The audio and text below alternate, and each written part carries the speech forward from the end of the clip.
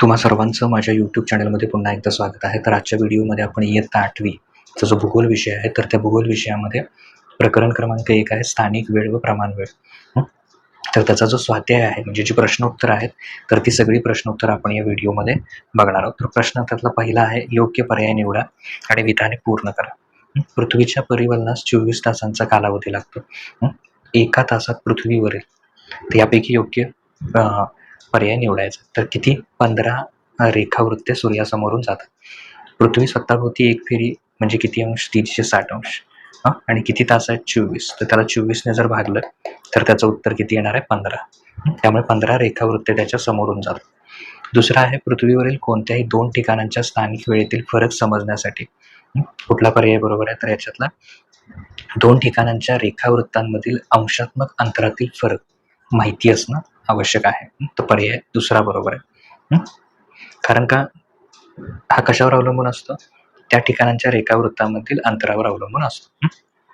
अंशाचं अंतर किती यावरून तो फरक काढता येतो. कोणत्याही 2 लगतच्या रेखावृत्तांच्या स्थानिक वेळेत किती मिनिटांचा फरक असतो? तर 4 मिनिटांचा फरक असतो. पृथ्वीला 15 अंश फिरण्यासाठी किती लागतात? 60 मिनिटं. म्हणजे समजा आपण 60ला 15ने भागलं तर ते किती येणार? 1 अंश फिरण्यासाठी तर किती येणार? ते 4 मिनिटं. म्हणून त्याचा 60/15 केलं तर ते उत्तर येणार 4 मिनिटं. त्याच्यानंतर प्रश्न क्रमांक 2 आहे, भौगोलिक कारणे लिहा. स्थानिक वेळ मध्यान्हावरून निश्चित केली जाते. त्याचं भौगोलिक कारण लिहायचं आहे. सूर्योदयानंतर सूर्य जसा आकाशात वर सरकतो तशी आपली सावली लहान होत असते. जेव्हा सूर्य आकाशात सर्वोच्च बिंदूवर असतो त्याला मध्यान्ह वेळ म्हणजे दुपारचे 12 वाजले म्हणतात. यावेळी कोणत्याही वस्तूची सावली सर्वात लहान असते. मध्यान्ह वेळेच्या वेळी एकाच रेखावृत्तावर उत्तर ध्रुवापासून दक्षिण ध्रुव सर्व ठिकाणी दुपारचे 12 वाजले आहेत असं मानलं जातं. दिवसभरातील वेळेचे मोजमापन करण्यासाठी मध्यान्ह हा सर्वात अचूक आणि सहज समजणारा संदर्भ बिंदू आहे. म्हणून स्थानिक वेळ ही मध्यान्हावरून निश्चित केली जाते. दुसरा आहे, ग्रीनिच येथील वेळ जागतिक प्रमाण वेळ मानली जाते. त्याचं भौगोलिक कारण लिहायचं. आंतरराष्ट्रीय व्यवहारामध्ये सुसूत्रता आणण्यासाठी म्हणजे सर्व जे आंतरराष्ट्रीय व्यवहार आहेत ते एका वेळी व्हावेत, म्हणजे जी काही व्यवहार आहेत ती होणारी जी वेळ आहे ती मोजताना काय असावं? योग्य व्हावं, म्हणजे सुसूत्रता आणण्यासाठी जगातील सर्व देशांनी मिळून एक रेखावृत्त ठरवणं गरजेचं होतं. इंग्लंडमधील ग्रीनिच या शहरावरून जाणाऱ्या रेखावृत्ताला मूळ रेखावृत्त मानलं गेलं. या मूळ रेखावृत्ताच्या संदर्भाने जगातील इतर सर्व देशांच्या प्रमाण वेळा निश्चित केल्या गेल्या. जसं की आंतरराष्ट्रीय विमानसेवा, रेल्वे वाहतूक, जागतिक व्यापार यांमध्ये वेळेचा गोंधळ उडू नये म्हणून ग्रीनिच स्थानिक वेळ. तर हे ग्रीनिच मीन टाईम, तर हे त्याच्यामध्ये काय केलं जातं? जागतिक प्रमाण वेळ मांडली गेली. भारताची प्रमाण वेळ पूर्व रेखावृत्तावरील स्थानिक वेळेनुसार निश्चित केली जाते. तर भारताची रेखावृत्ती विस्तार खूप मोठा आहे. भारताचा सर्वात पूर्वेकडील आणि पश्चिमेकडील टोकावरील स्थानिक वेळेत सुमारे 2 तासांचा फरक आहे.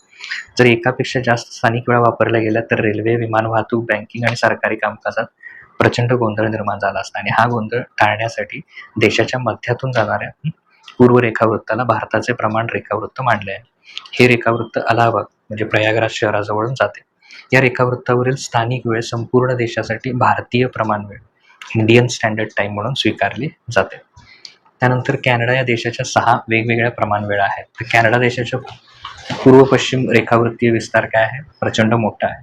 देशाच्या एका टोकापासून दुसऱ्या टोकापर्यंत असणाऱ्या रेखावृत्तांवरील अंशात्मक अंतरामुळे त्यांच्या स्थानिक वेळेत अनेक तासांचा फरक पडतो. एवढ्या मोठ्या देशासाठी संपूर्ण भागात एकच प्रमाण वेळ वापरणं अशक्य होतं, कारण देशाच्या एका भागात दुपार असेल तर दुसऱ्या भागात अजून पहाट किंवा रात्र असू शकते. दैनिक व्यवहार, रेल्वे आणि विमान वाहतूक सुरळीत चालण्यासाठी कॅनडा देशाचे एकूण 6 वेगवेगळे काल विभाग पाडण्यात आले आहेत. म्हणूनच तिथे 6 वेगवेगळ्या प्रमाण वेळा आहेत. त्याच्यानंतर तिसरा प्रश्न आहे, थोडक्यात उत्तरे लिहा म्हणून. त्याच्यामधला पहिला आहे, 60 अंश पूर्व रेखावृत्तावर दुपारी 12 वाजले असतील तर 30 अंश पश्चिम रेखावृत्तावर किती वाजले असतील? तर 60 अंश पूर्व 30 अंश पश्चिम मधलं अंतर किती येणार? 60 आणि 30 किती? 90. 15 अंश रेखावृत्तामध्ये वेळेचा फरक किती असतो? 1 तास. मग समजा 90ला आपण 15 भागलं तर 15 सक 90 म्हणजे किती तासाचा फरक येणार? 6 तास. 30 अंश पश्चिम ते 60 अंश पूर्वेच्या पश्चिमेस असल्याने तेथील वेळ 6 तासांनी काय असेल? मागे असेल. म्हणून 30 अंश पश्चिम रेखावृत्तावर सकाळचे 6 वाजले असते. तर त्याच्यानंतर पुढे आहे एखाद्या प्रदेशाची प्रमाण वेळ कशी निश्चित केली जाते. एखाद्या देशाची किंवा प्रदेशाची प्रमाण वेळ निश्चित करण्यासाठी या सगळ्या गोष्टींचा विचार केला जातो. पहिला आहे मध्यवर्ती रेखावृत्ताची निवड. देशाच्या रेखावृत्तीय विस्ताराचा विचार करून साधारणपणे देशाच्या मध्यभागातून जाणाऱ्या एका रेखावृत्ताची प्रमाण रेखावृत्त म्हणून निवड केली जाते.